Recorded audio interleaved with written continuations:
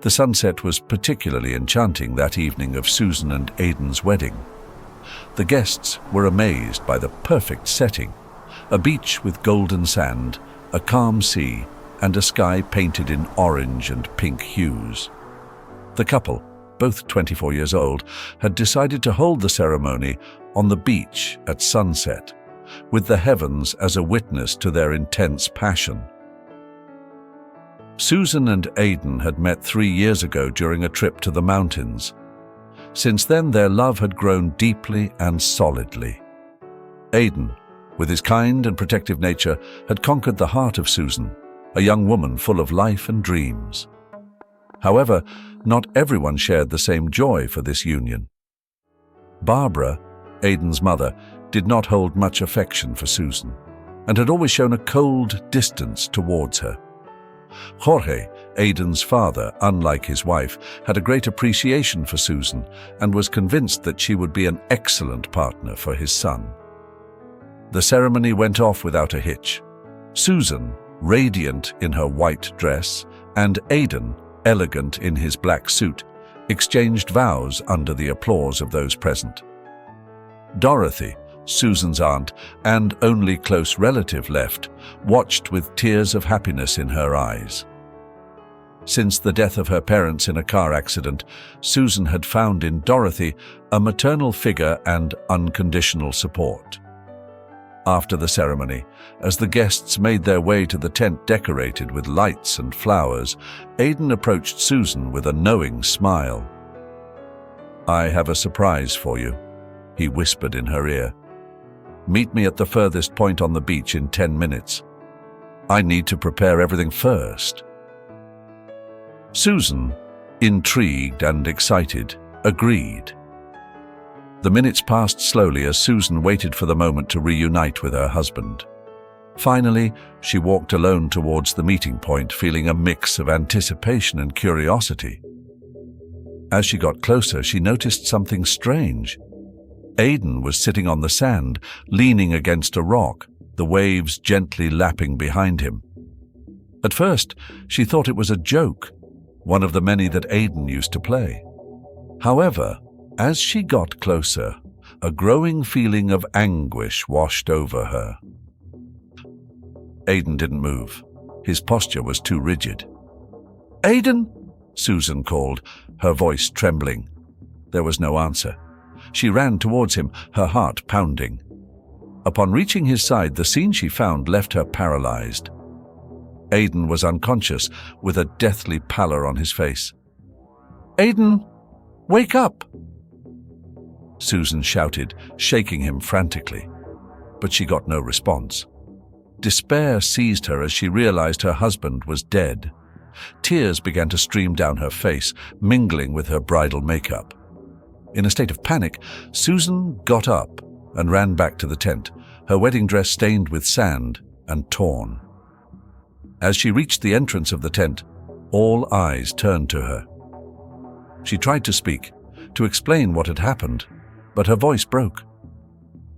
"Aidan is dead," she managed to say between sobs.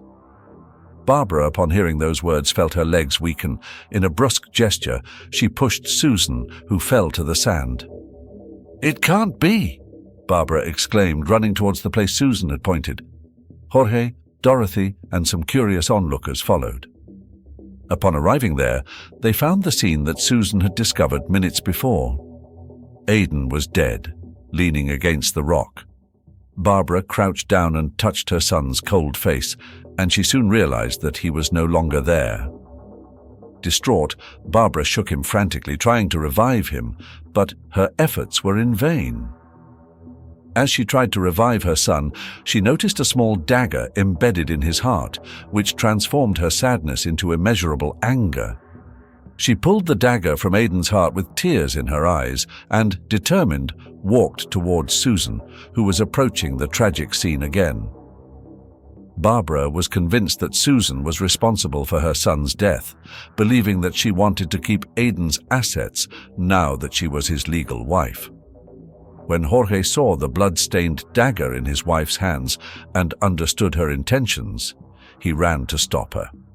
"Barbara, enough! This is not the time," he said firmly. Indignant, Barbara exclaimed, "That damned woman has murdered our son, and she needs to pay for it." Her voice was a cry of pain and rage, echoing in the night air and leaving everyone present in absolute silence. Susan, hearing such accusations, felt as if the ground was vanishing beneath her feet. Her mother-in-law's words were like knives piercing her heart, each one more painful than the last. "No, Barbara, please, listen to me," Susan pleaded, her voice broken with tears. "I didn't kill Aiden. I love him more than anything in this life. And I would never hurt him, especially not on our wedding day." Her words were desperate, filled with a sincerity that only those who truly loved could express. But Barbara, blinded by grief and hatred, couldn't listen. Barbara broke free from Jorge's grasp with a sudden movement and lunged at Susan, the dagger still in her hand. "You're lying. I always knew you weren't good for him," she yelled, her voice dripping with venom. Her eyes, bloodshot, were those of a devastated mother, unable to accept the reality of the loss of her son. Jorge, seeing the impending tragedy, ran toward his wife and grabbed her with all his might. "Barbara, stop. This won't solve anything," he said firmly, trying to contain his wife's fury. "We have to wait for the police. Let them investigate." But Barbara wouldn't listen to reason. "She killed him. She has to pay," she shrieked, struggling against Jorge's grip, the dagger in her hand shaking dangerously. Her words were an echo of the desperation and anger she felt, a mother who had lost what she held most dear. At that moment, some of the guests approached, trying to help Jorge restrain Barbara. Dorothy, Susan's aunt, tried to reach her niece, but the confusion and chaos made it difficult. "Please, everyone calm down," Dorothy shouted, her voice trembling but strong. "This will get us nowhere." Finally, after what felt like hours but were only minutes, they heard the sirens of the police approaching. The officers arrived about 20 minutes after the call, and what they found was a chaotic scene. A victim, a woman with a bloody dagger threatening another dressed as a bride. "Everyone, step back," ordered one of the officers, raising his hands to create space. "We need to know what's going on here." "That woman murdered my son," screamed Barbara, her voice a cry of despair. "She has the knife. She did it." The officers glanced at each other, quickly assessing the situation. One of them cautiously approached Barbara, extending a hand. "Ma'am, please put the weapon down," he said calmly. "We need to talk and understand what happened." Susan, still in shock, sank to her knees, her tears falling freely. "I didn't do it," she whispered, her voice almost inaudible. "I didn't kill Aiden." The officers managed to convince Barbara to release the dagger, and while one of them took her aside, another addressed Susan. "We're going to need you to come with us to answer some questions," he said in a firm but kind voice. Susan, her face soaked with tears and her heart broken, nodded slowly. The officers led her towards the patrol car as the wedding guests murmured amongst themselves, incredulous at what they had just witnessed. Barbara, still trembling with rage and grief, was taken aside by Jorge, who tried to comfort her without success. "I'm sorry, Barbara," he murmured, his voice breaking. "We have to let the police do their job." At the police station, Susan was questioned thoroughly. The questions came one after another, each one more intimidating than the last. "Where were you before you found Aiden? Did you have any reason to hurt him? Why are there no other fingerprints on the dagger?" The police didn't believe what Susan said and decided to detain her pending further investigation. She was taken to prison, where conditions were harsh, and the other inmates treated her with contempt. The days in prison passed slowly, filled with anguish and despair. Each sunrise brought with it a cold awakening to the grim reality of her situation. Susan tried to stay strong, but loneliness and fear often overwhelmed her. Nights were the worst. The silence of the cell only amplified her dark thoughts and her sadness. Often, she woke up in the middle of the night with her face covered in tears, reliving the moment she found Aidan lifeless on the beach. The other prisoners soon found out about her case and harassed her mercilessly. "How does it feel to have killed your husband on your wedding day?" they yelled at her, their voices laced with venom and contempt. "Murderer!" Susan would huddle in a corner of her cell, trying to block out the insults and accusatory stares. She felt her world crumbling around her, each hurtful word a reminder of the nightmare she was living. "I didn't do it," she would whisper to herself over and over again, like a desperate mantra. I didn't do it. The days stretched on endlessly. The tasteless meals, the strict schedules, the scornful looks, everything added to the feeling of abandonment. Susan, in her despair, found small moments of solace in her memories of Aidan. She clung to the image of his smile, the sound of his laugh, the warmth of his embrace. But those memories, once her refuge, also brought with them a sharp pain, a profound sadness for what she had lost. One day, while in her cell, Susan began to feel strangely dizzy and nauseous. Every time she tried to stand up, the world around her spun, and she had to lean against the wall to keep from falling. At first, she thought it was the accumulated stress and anxiety, but the symptoms persisted, becoming more frequent and intense. One morning, waking up with such severe dizziness that she could barely get out of bed, Susan decided to ask to see a doctor. "Guard," she called, her voice weak but firm. "I need to see a doctor, please." The wait was endless. Susan sat on her bed, hugging her knees, while her mind raced with worry. What could be wrong? Was it something serious? Finally, they took her to the prison infirmary. There, the doctor received her with a professional but kind look. After a series of tests and questions about her symptoms, the doctor asked her to wait a few minutes while he reviewed the results. Susan felt uneasy, her mind jumping from one thought to another, each one more anxious than the last. The doctor returned with a serious but gentle expression. "Susan, I have the results of your tests," he began, pausing to make sure she was listening carefully. "You are pregnant." The doctor's words echoed in her mind like a distant echo. "Pregnant," she repeated softly, as if the word were foreign and difficult to comprehend. Slowly, she brought a trembling hand to her belly. "A baby?"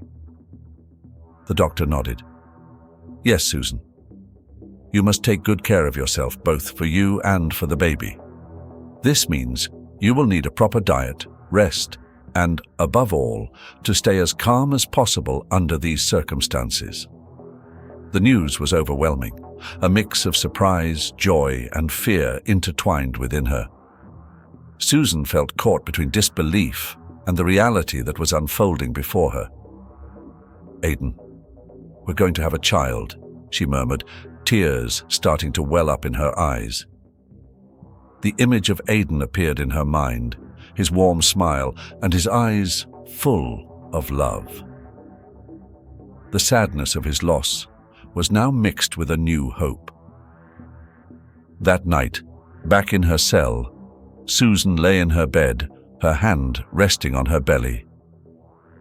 "Aidan," she whispered to the dark ceiling, "our love has created a new life. I'm going to protect our baby with everything I have." The revelation of her pregnancy gave Susan a new determination. She knew that she had to fight not only for her freedom, but also for the future of her child. I'm going to prove my innocence, she promised herself, feeling a renewed strength within her. For you, Aiden, and for our baby. Dorothy, Susan's aunt, couldn't accept the conclusions the police had reached. With the determination of a lioness protecting her cub, she decided to conduct her own investigation.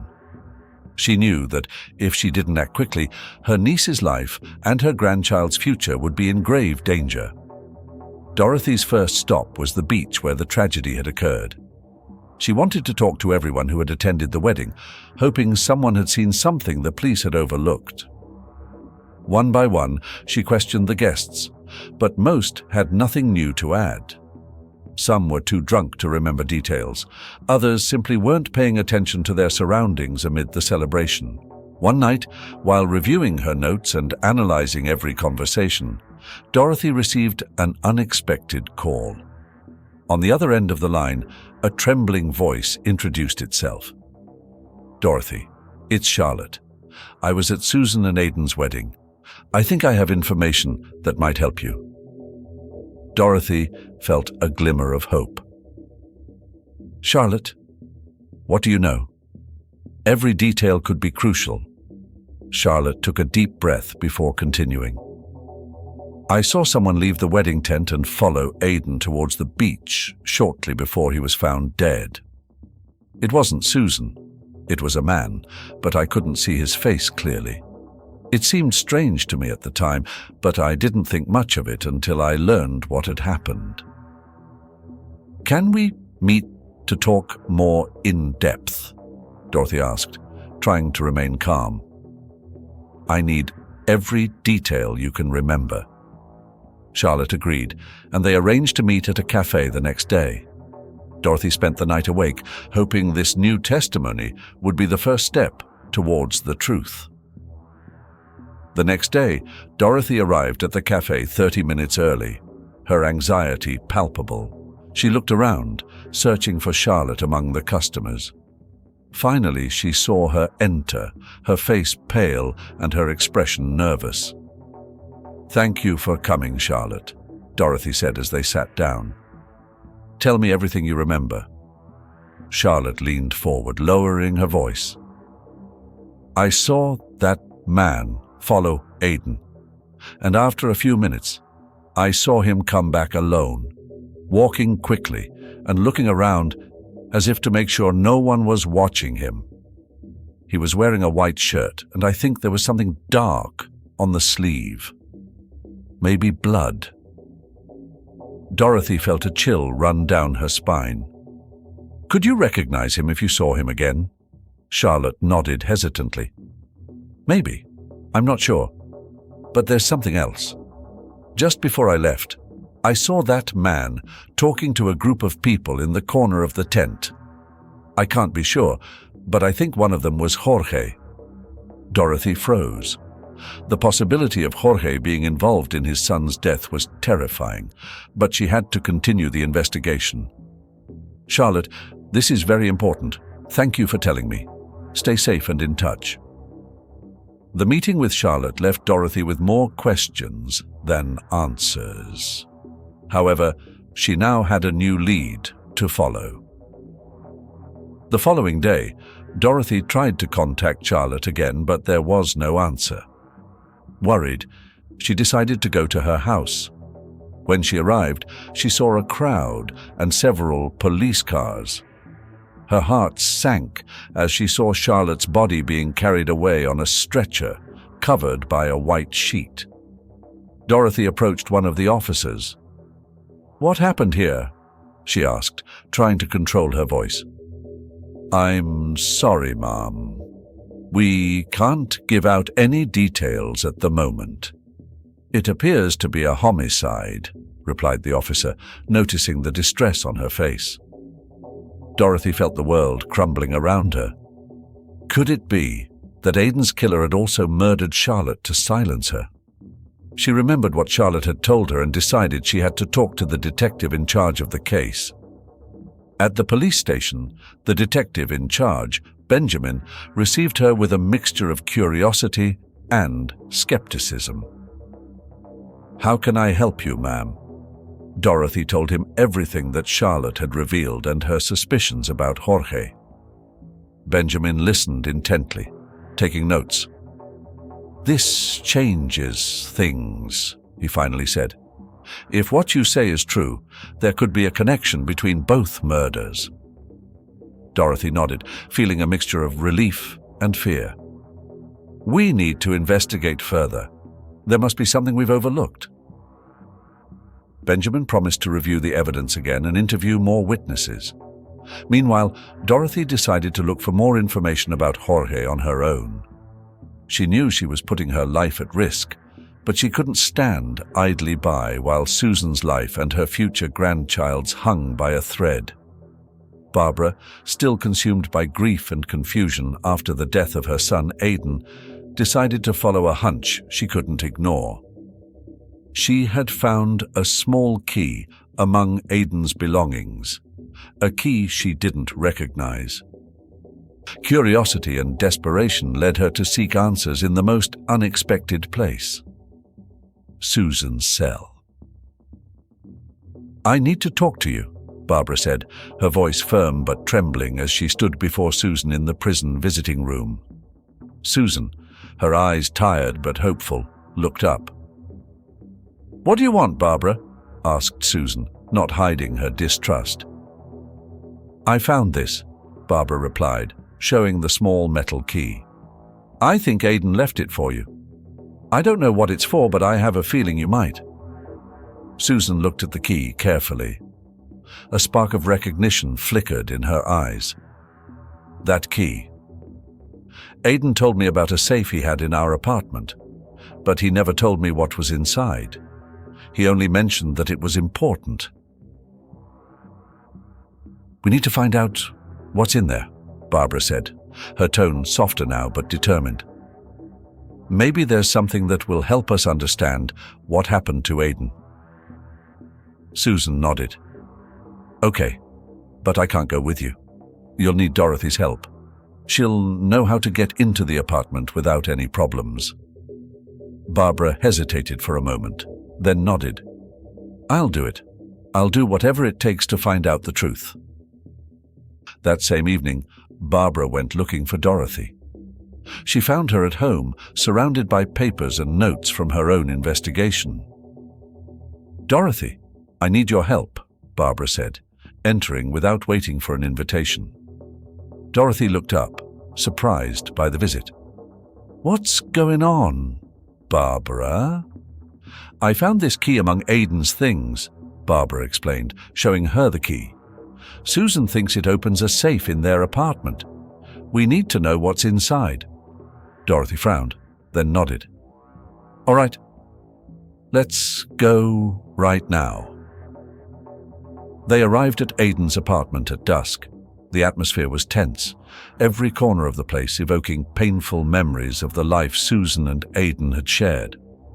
Dorothy went straight to the master bedroom, where Aidan had mentioned the safe in a casual conversation with her. "It must be here," Dorothy murmured, opening the closet. After a few minutes of searching, they found a small metal safe hidden in the back. Barbara inserted the key and carefully turned it. The click of the lock echoed in the silence of the room. Inside the safe, they found several documents, a USB flash drive, and a letter addressed to Susan. Dorothy opened the letter and began to read aloud. "My dearest Susan, if you are reading this, it means something terrible has happened. I want you to know that I love you and that everything I've done has been for our future. There is something you need to know about my family, something that could put our lives in danger. My father, Jorge, has been involved in illegal activities for years. I didn't want to believe it when you told me, but I found evidence that confirms it." Dorothy looked at Barbara, whose eyes widened with disbelief and pain. "It can't be," Barbara whispered. "Not Jorge." Dorothy continued reading. "I found documents that prove his involvement in a scheme of corruption and bribery. I was planning to confront him and turn him in to the authorities, but now I fear he may have found out about me. If anything happens to me, please, take these documents to the police. Don't let him get away with this." Barbara sank into a chair, her eyes filled with tears.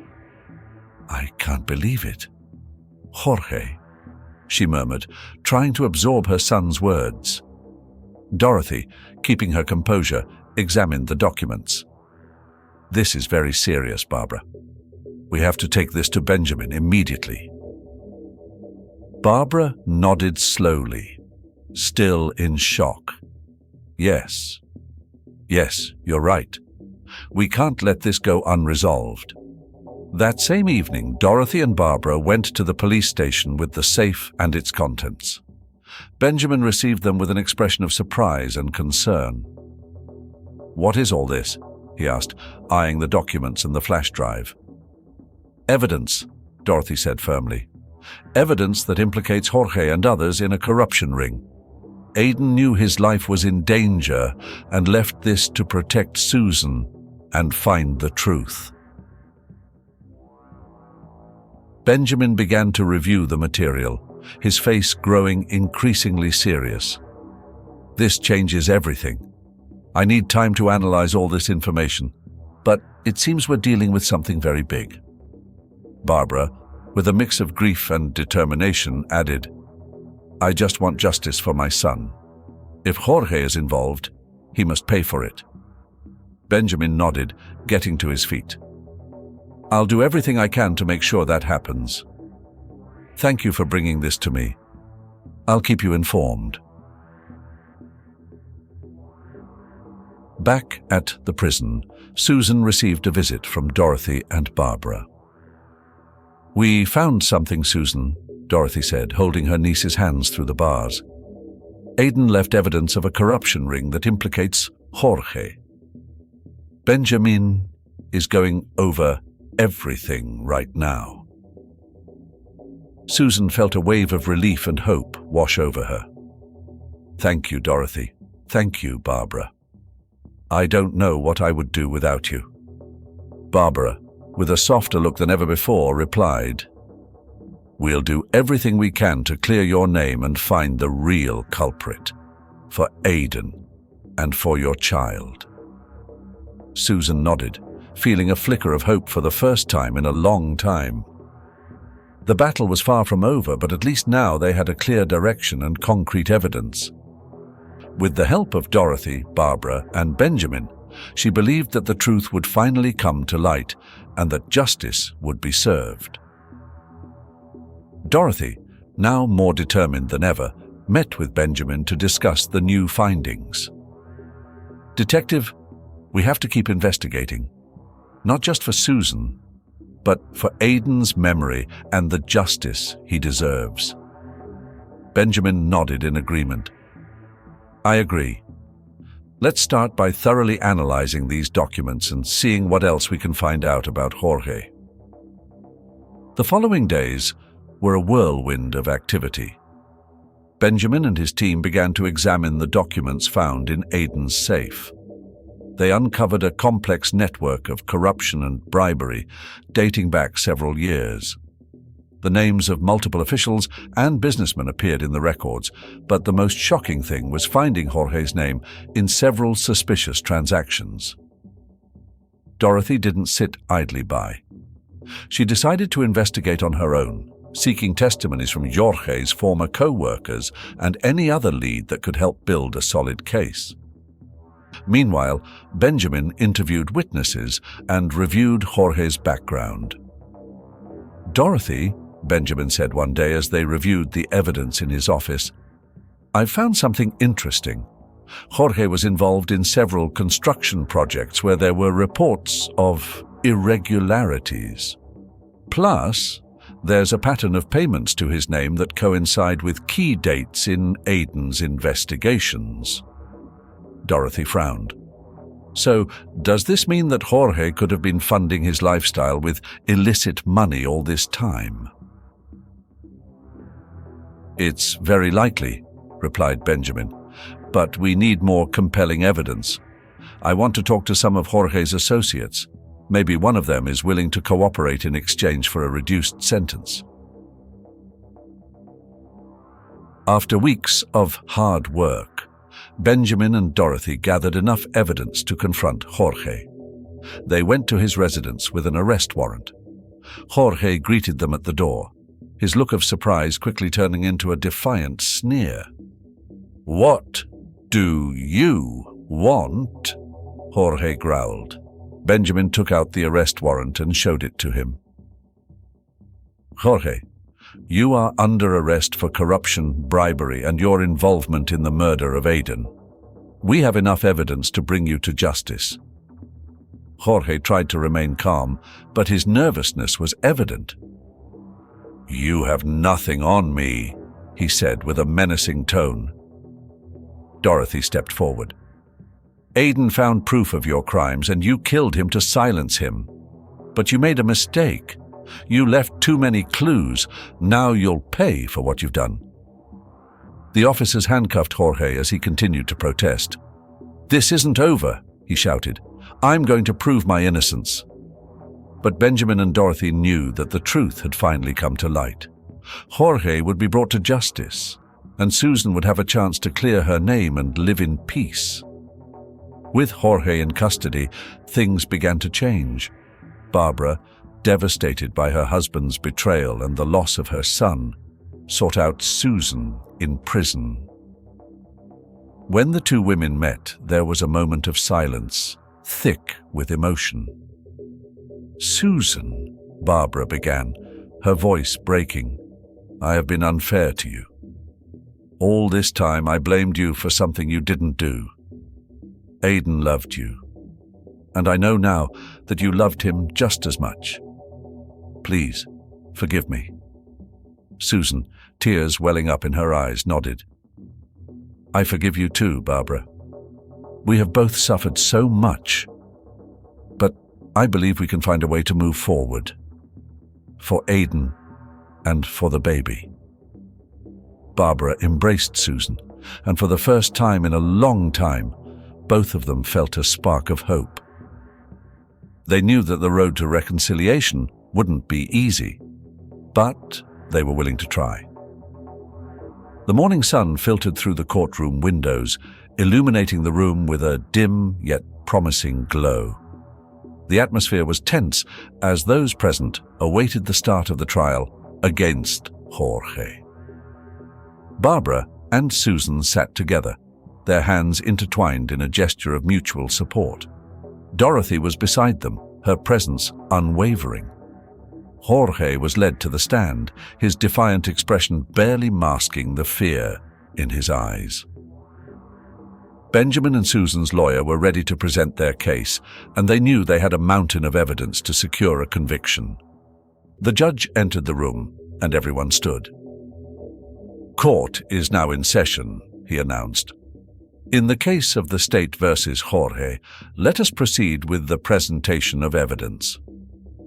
Benjamin rose and began to lay out the findings of the investigation. "Your Honor, we have uncovered a network of corruption and bribery going back several years, with Jorge at the center of these illicit activities. Furthermore, we have compelling evidence of his involvement in Aiden's murder." He presented the documents found in Aiden's safe, along with testimonies from Jorge's former associates who had decided to cooperate in exchange for reduced sentences. The evidence was overwhelming. Jorge's defense attorney attempted to discredit the evidence, but every argument was meticulously dismantled by Benjamin and Susan's lawyer. The truth was inescapable. During the trial, numerous witnesses took the stand. Some spoke about Jorge's manipulative nature, while others detailed the illegal transactions and bribes. The courtroom filled with murmurs as a former associate of Jorge's confessed to seeing Jorge return alone from the beach the night of the wedding, with a bloodstain on his shirt. Susan and Barbara watched each testimony with a mixture of pain and resolve. They knew that every word, every piece of evidence, was a step closer to justice. In a pivotal moment during the trial, Barbara was called to the stand. With a trembling but firm voice, she began to speak. "Jorge, how could you do this? How could you kill our son?" Tears streamed down her cheeks, but she didn't break eye contact with her husband. "He was your son. Our son. How could you betray your family like this?" Jorge attempted to look away, but the intensity of the confrontation forced him to face his own reflection in Barbara's eyes. "I didn't want things to go this far," he mumbled, but his voice lacked conviction. Barbara continued, her grief transforming into an unstoppable force. "You did this, Jorge. You decided his fate and ours. Now you will face the consequences." The judge finally delivered the verdict. "Jorge, the jury has found you guilty on all counts: corruption, bribery, and murder. This court sentences you to life in prison without the possibility of parole." A collective sigh of relief swept through the courtroom. Barbara and Susan embraced, feeling as if a heavy weight had been lifted from their hearts. Benjamin approached them, his stern expression softening into a satisfied smile. "We did it," he said. After the trial, Barbara and Susan walked out of the courthouse with renewed hope. They knew that justice had been served and that Aiden could finally rest in peace. Following the trial, Susan's life began to slowly rebuild itself. The shadow of the past still lingered, but with each passing day, the weight in her heart lightened a little more. The community, which had once judged her, now embraced her with compassion and support. Dorothy and Barbara were by her side every step of the way, helping her find her way back to normalcy. Susan was surprised by the number of people who reached out to offer their support. Aiden's friends, who had known her since they started dating, became an unwavering support network. "We're here for you, Susan," one of them told her during one of their gatherings.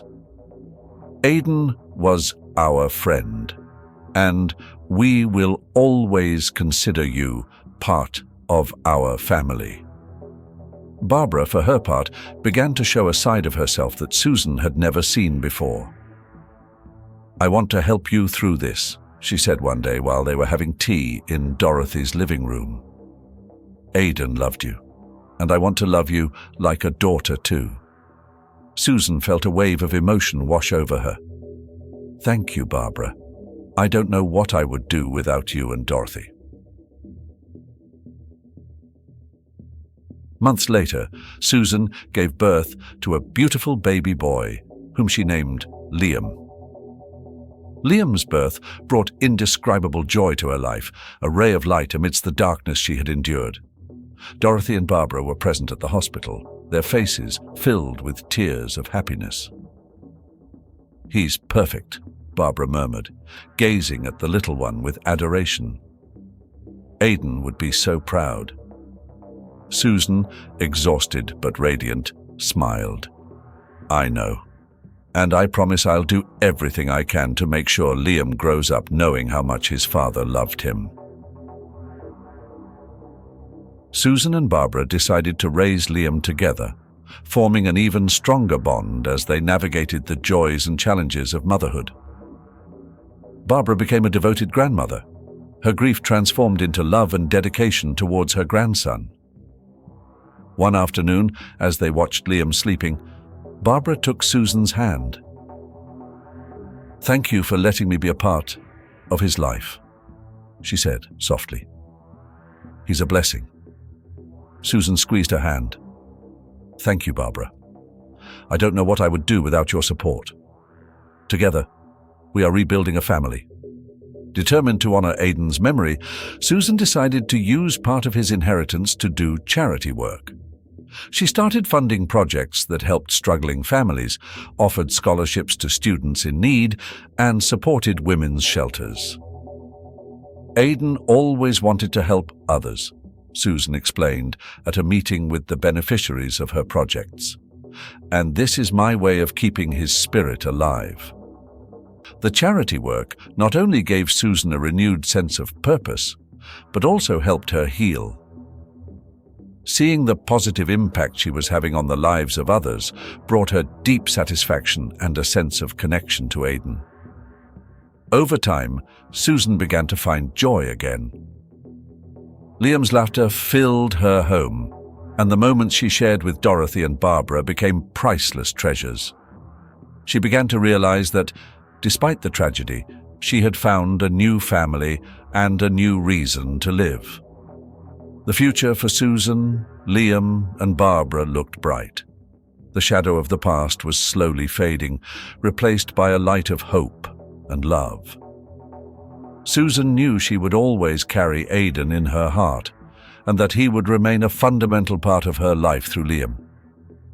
Every day was a new beginning, a chance to build upon the ashes of the past and create something beautiful. Susan looked down at her son, her little Liam, and knew that Aidan's legacy would live on through him. With love, determination, and the support of her family and friends, Susan was ready to face whatever the future held, knowing that together they could overcome any challenge. Susan's story is a deeply moving journey, an odyssey of grief, injustice, and ultimately redemption. From the moment her world is shattered by the tragic death of Aidan, Susan faces a series of seemingly insurmountable challenges. Her time in prison is a trial by fire, a dark period where despair and isolation threaten to break her spirit. However, it is in her darkest hour that Susan discovers her true strength. The news of her pregnancy acts as a catalyst, transforming her sorrow into determination. Her fight is not only for her freedom, but for the future of her child, for the memory of Aidan, and for the justice that they both deserve. The unwavering support of her family, especially Barbara and Dorothy, highlights the importance of solidarity and love in times of adversity. Through her resilience, Susan teaches us that even in the most difficult circumstances, it is possible to find hope and purpose. Susan's story leaves us with a profound and humane lesson. Inner strength and love can overcome the greatest injustices, and the fight for truth and justice is a path that, while arduous, is worth pursuing. If you found this story as moving as we did, please give it a thumbs up and leave a comment letting us know how it made you feel. Don't forget to subscribe to the channel so you don't miss out on other meaningful stories.